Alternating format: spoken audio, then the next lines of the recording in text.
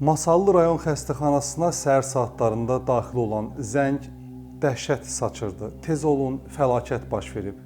Masallının Qarabağ küçəsində evin gənc xanımı Zərifə Camalova qanına qəltan edilmişdi. Onu ölümdən xilas eləməyə çalışan 13 yaşlı bacısı Vüsalə Nağıyevanın hıcqıra-hıcqıra danışdıqları isə hər kəsi dəhşətə gətirirdi. Bacımı qırmızı xalatlı nəhəng qozbel bir varlıq öldürdü.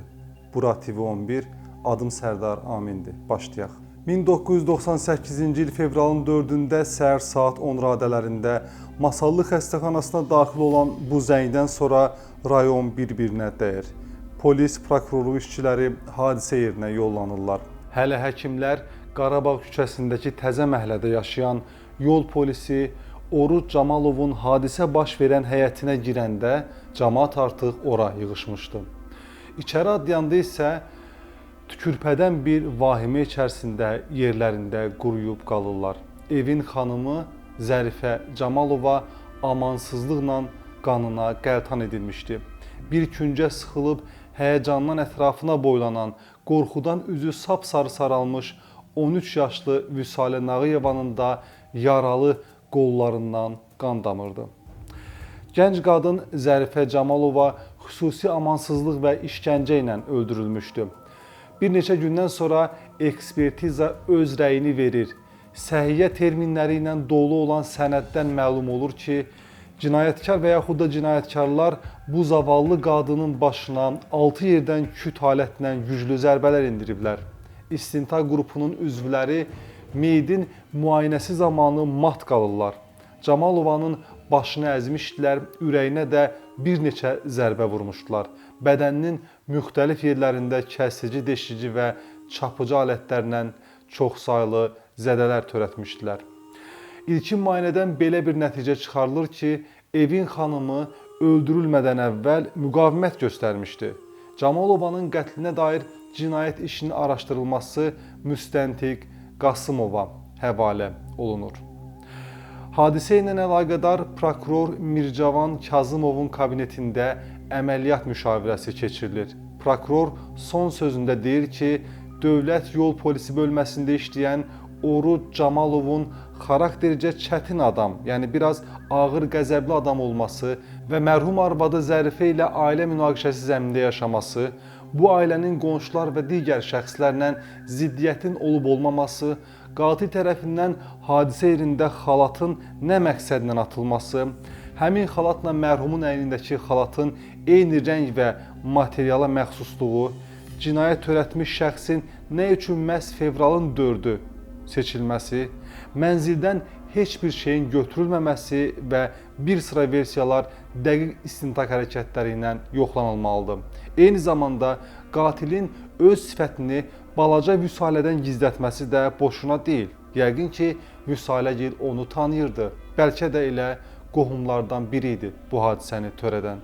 Hadisə yerinə baxış zamanı müəyyən olunur ki, otaqlarda axtarış aparılıb, amma heç nə götürülməyib. Həmçinin döşəmədə qan ləkələri, ev sahibinə aid olmayan bir cüt corab, qırmızı qadın xalatı, suvenir bıçaq, balta, mətbəx bıçağı və əlbəyaxa döyüşü xarakterizə edən izlər aşkarlanır. Qanlı hadisənin yeganə şahidi xəstəxanada tibbi yardım alan 13 yaşlı Vüsalə Nağıyeva ilə ilkin dindirilmə aparılır.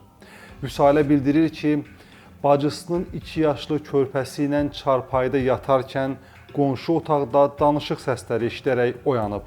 Maraqlanıb, həmin otağa keçən zaman bacısı Zərifənin üzü tüklü və əyninə qırmızı qadın xalatı geymiş qəribə bir adamla əlbəyaxa olduğunu görüb.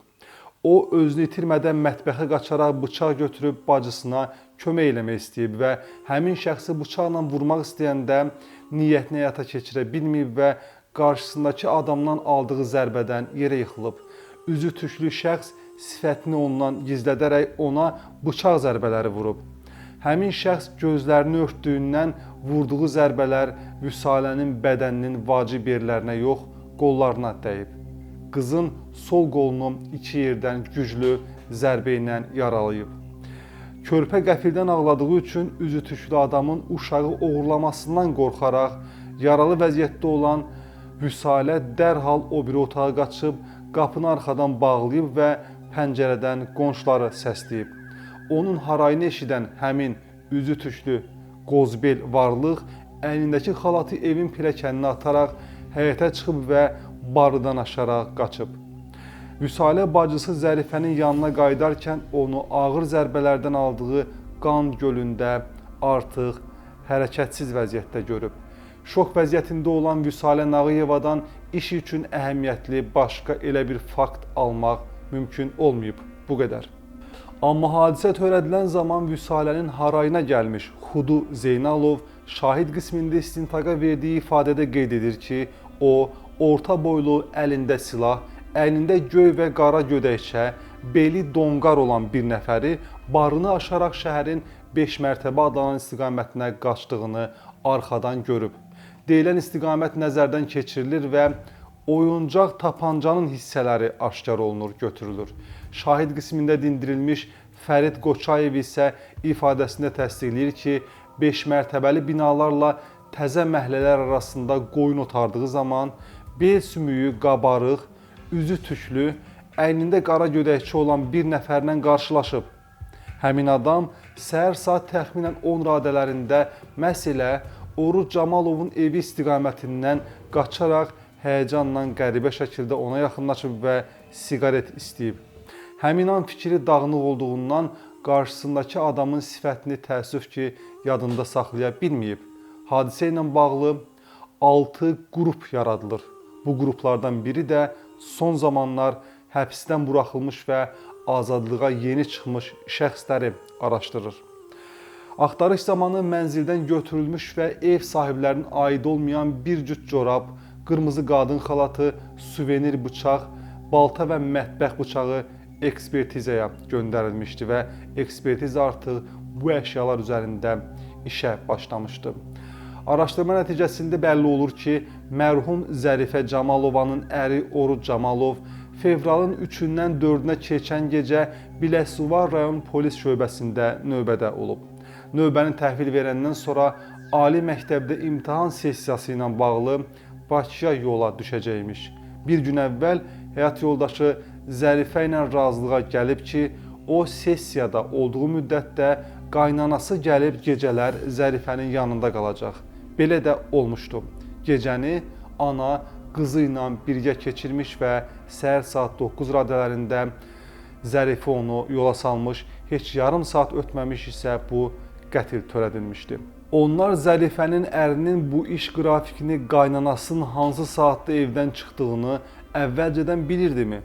Bəlkə elə bu işdə ailənin ən yaxın adamlarının əli var idi. Bütün bu müəmmalı suallar prokurorluq əməkdaşlarının xeyli vaxtını alırdı. Qatil və ya qatillər kim idi? Bu qətl niyə törədilmişdi?